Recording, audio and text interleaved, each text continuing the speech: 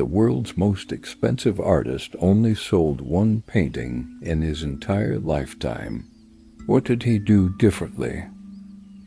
Today we're diving deep into the swirling colors and tragic genius of Vincent van Gogh. In this video, I'll show you three things. First, the real story behind that ear incident and his time in an asylum. Second, how his brother Theo became the most important patron in art history. And finally, we'll ask, was Van Gogh truly ahead of his time or just misunderstood? Get your brushes ready. One brush stroke, one story. This is Nara Paint. Let's start painting.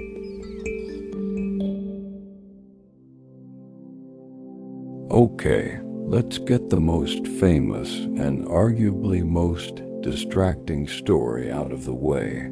The ear. Forget what you read in clickbait articles. It wasn't the whole ear, just a part of the lobe. But the event in 1888 was a dramatic, painful climax of his relationship with his buddy, Paul Gauguin.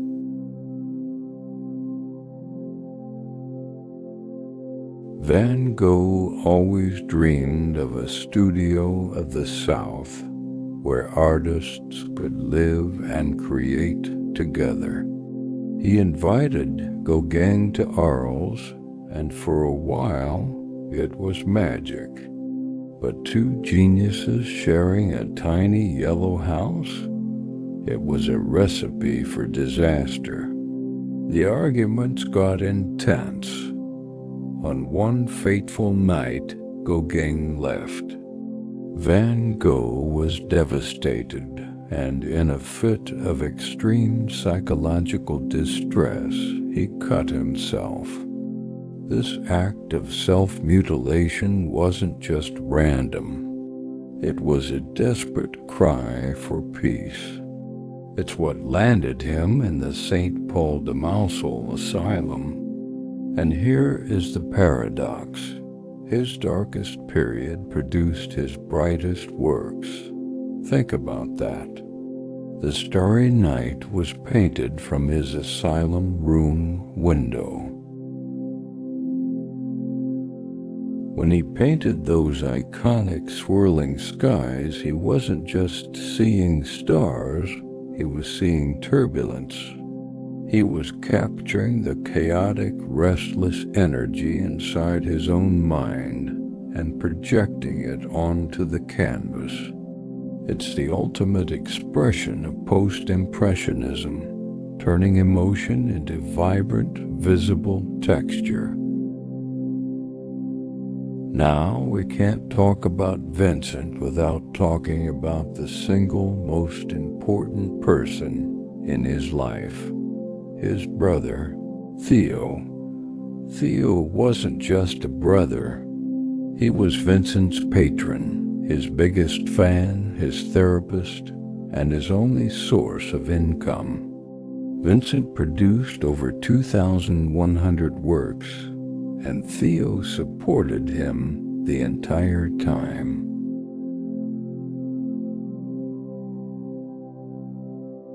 Imagine sending your entire paycheck, month after month, to your struggling, often mentally unwell brother just because you believed in his art. That was Theo. Their relationship is documented in nearly 700 letters. Those letters are basically a raw, emotional diary of a struggling genius.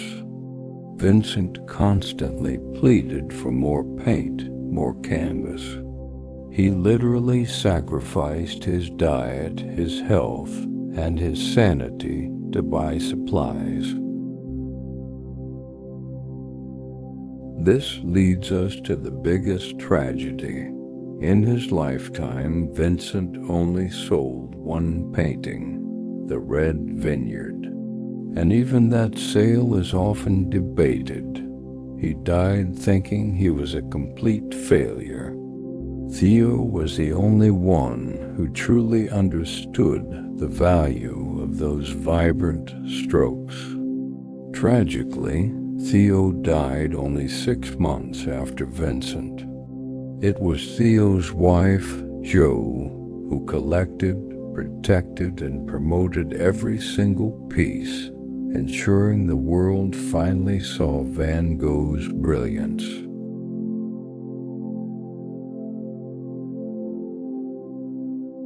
So let's wrap this up with a big question we promised. Was Van Gogh ahead of his time, or just misunderstood?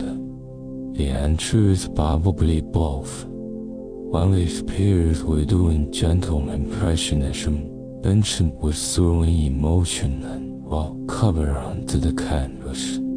His thick, visible stroke told a story, not just of what he saw, but how he felt about it.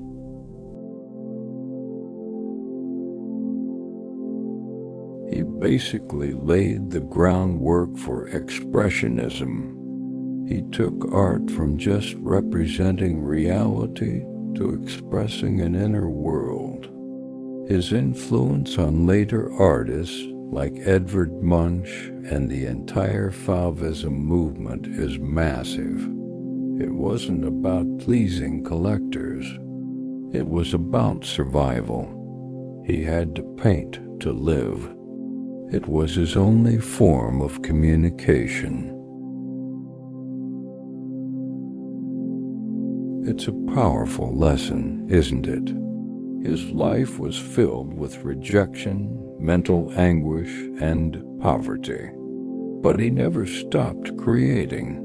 He painted nearly 900 pieces in just a decade. He poured his whole tormented soul into every canvas. And that is why today Van Gogh isn't just an artist. He's a legend of relentless passion.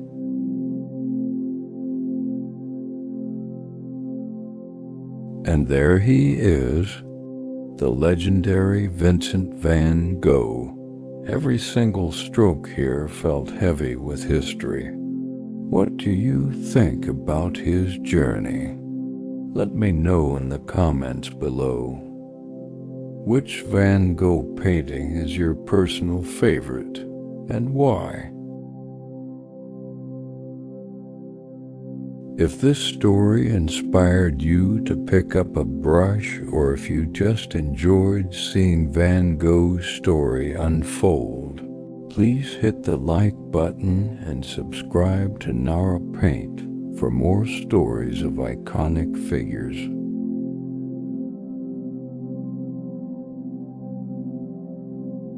Thank you so much for watching. Remember, one brush stroke, one story. This is Nara Paint. I'll see you in the next one.